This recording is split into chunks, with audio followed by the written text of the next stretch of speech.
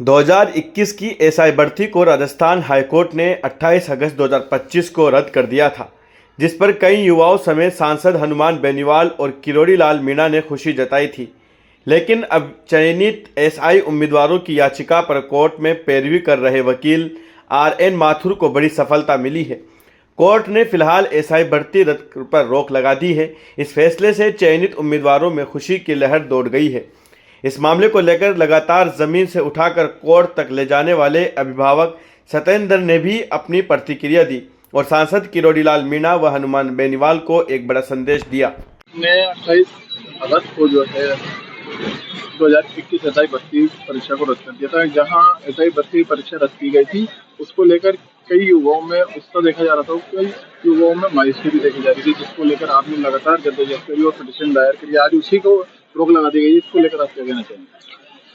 28 अगस्त को जब एसआई भर्ती 2021 में निर्णय हुआ और भर्ती रद्द का आदेश हुआ, तो ईमानदार थानेदारों के अंदर एक मायूसी आई। लेकिन आज माननीय हाईकोर्ट की डबल बेंच ने उस फैसले पे रोक लगा दी और फील्ड ट्रेनिंग को यथावत रखने का फैसला किया है। तो उससे एक ईमानदार थानेदारों के चेहरे पे थोड़ी खुशी आई है। हालांकि ये केस अभी लंबा चलेगा, तो हम आगे भी न्याय के लिए लड़ते रहेंगे। मैं आज धन्यवाद देना चाहता हूँ जनता की, राजस्थान की जनता को, कि वो पिछले 7-8 दिन में राजस्थान की सड़कों पे आए और उन्होंने आंदोलन किए। आपने देखा कल जोधपुर में हजारों लोगों ने सर्व समाज के बैनर के नीचे बाहर आए। आपने देखा उससे पहले दौसा के अंदर लोग आए, उससे पहले झुंझुनू के अंदर आए, उससे पहले उदयपुर में धरना प्रदर्शन हुए और तमाम सामाजिक कार्यकर्ता, चाहे वो सोशल मीडिया पे हो, चाहे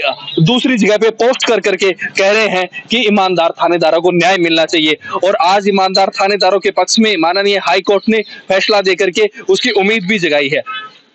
आपकी तरफ से कौन है जो वकील साहब पूरी इस केस की पैरवी कर रहे हैं? किस तरीके से उन्होंने जो है पिटीशन को दायर करा है, क्या क्या उन्होंने जो है उसमें पॉइंट सबमिट किया है, जिसके को लेकर माननीय हाईकोर्ट ने जो है आज ही रोक लगा दी पहली सुनवाई पर?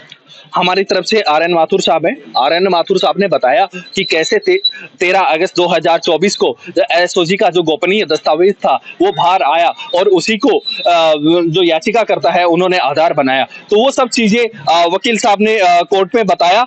लेकिन आप देखोगे कि न्याय प्रिय मुख्यमंत्री भजन लाल शर्मा जी जब पहली बार मुख्यमंत्री बने तो दिसंबर 2023 में उन्होंने आते ही विभिन्न प्रकार की भर्तियों में चल रही अनियमितताओं को लेकर के एसआईटी का गठन किया और भजन लाल जी ने पूरे प्रदेश में एक स्पष्ट संदेश दिया कि अब पेपर माफिया की खैर नहीं और मगरमच्छों को जल्द जेल होगी। भजन लाल जी ने एसओजी का गठन किया। माननीय वीके सिंह जी के नेतृत्व में एसओजी का गठन हुआ। एसओजी ने हर दिन किसी ना किसी दोषियों की गिरफ्तारी करी और उसके बाद हमने देखा कि किस तरीके से सिंगल बैच के अंदर सरकार ने हलफनामा देकर के ये साफ साफ कहा कि 67 जो हैं वो दोषी हैं और बाकी 789 लोग निर्दोष हैं। माननीय सरकार ने ये साफ कहा कि 94% ऐसे लोग हैं जो कि निर्दोष हैं और सरकार ईमानदार थानेदारों के साथ में खड़ी हुई। ये एक न्यायप्रिय और न्याय संगत सरकार का परम कर्तव्य था। इसके लिए हम सरकार का बार बार धन्यवाद देते हैं। क्या लगता है, कल भी आपने प्रेस कॉन्फ्रेंस करके हनुमान बेनीवाल और किरोड़ी लाल मीणा को भी चैलेंज किए थे, जो उन्होंने एलिगेशन लगाया उसको साबित करे, लेकिन आज ही जो है इस पूरे मामले को लेकर रोक लग जाती है। आपका आगे क्या है, क्या आगे आपको इंसाफ मिलने की उम्मीद है? आपने अभी किरोड़ी लाल मीणा जी और हनुमान बेनीवाल जी की बात करी। मैं उनसे दोनों नेताओं से आग्रह करूंगा कि राजनीतिक सुचिता के आधार पे जब तक आपके पास में तथ्य सही नहीं हो ऐसे ही किसी पे आप आरोप नहीं लगाए, क्योंकि आपका एक आरोप हजारों ऐसे ईमानदार लोगों का घर तबाह कर सकता है। तो जहां पे हजारों जनता उसके आपके एक स्टेटमेंट से अफेक्ट होती हो, तो ऐसे किसी भी राजनेता को जनता पे कभी भी अत्याचार नहीं करना चाहिए। राजनेताओं का परम कर्तव्य होता है कि जनता के दुखों का हरण करना, जनता के अंदर जो व्याप्त समस्याएं हैं उनको उठाना, ना कि जनता पे प्रहार करना। तो जनता पे जिस तरीके से अत्याचार हुआ है, जनता पे जिस तरीके की उंगलियां उठी हैं, आप देखोगे इन ईमानदार थानेदारों में एक थानेदार ऐसे थे जो 26/11 का जब हमारा ताज हमला हुआ तब उन थानेदार साहब ने अपना सीना तान करके आतंकवादियों का सामना किया और अपनी जान पर खेल गए। क्या ऐसे जांबाज थानेदारों को आज जब चोर का तमका लगे तो क्या ये सही होगा? नहीं साहब। तो मेरी इन दोनों नेताओं से ये आग्रह है कि आप जनता के ऊपर इस तरीके का अत्याचार ना करें।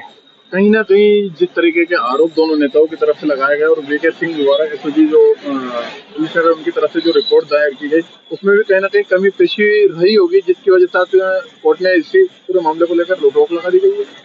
अभी 2 दिन पूर्व एडीजी वीके सिंह साहब ने खुद ने कहा कि ये मेरी गलती है कि मैं पृथक्करण नहीं कर पाया। मैं एडीजी वीके सिंह साहब को यही कहना चाहूंगा, सर आपने कहा कि ये एसआई भर्ती में राजनीतिक सुचिता एसआई भर्ती में पारदर्शिता और सुचिता के कारण भंग कर दिया जाए, तो सर आपसे भी हम सुचिता की उम्मीद करते हैं। जब आपको ये पता है कि आप ये केस सोल्व नहीं कर पाएंगे तो आपको सुचिता के आधार पे आपको जो राजस्थान पुलिस के डीजीपी हैं उनसे आग्रह करना चाहिए कि आप मेरे को इस केस से अलग कर दें, क्योंकि मैं इस केस में सुचिता के आधार पे नहीं कर पा रहा। कौन है? राजस्थान पुलिस के पास बहुत ही सक्षम अधिकारी हैं। आपने देखा कि जब एसओजी का गठन हुआ उसी दिन एटीएस का भी गठन होता है और एटीएस के हेड दिनेश एमएन विदेशों से हार्डकोर क्रिमिनल्स को पकड़ करके लेकर के आ रहे हैं। तो फिर ये तो नॉर्मल से वो बच्चे थे जो पढ़ाई करते थे। 800 लोगों में पृथक्करण करना बहुत आसान था।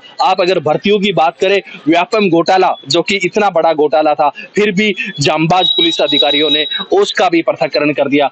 मेरा यही आग्रह है एडीजी वीके सिंह साहब से, अगर आप जांच नहीं कर पा रहे हैं तो सुचिता के आधार पे आप जांच से अलग हो जाइए। क्या लगता है जिस तरीके की राहत आज जो है कोर्ट की तरफ से देखने को मिली है, आगे फैसला जो 2021 एसआई में चयनित लोग उनके पक्ष में आएगा?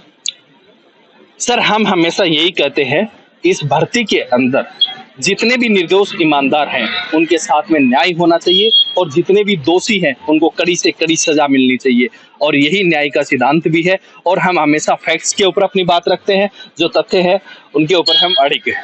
तो अपना नाम? सत्येंद्र राव, झुंझुनू, राजस्थान।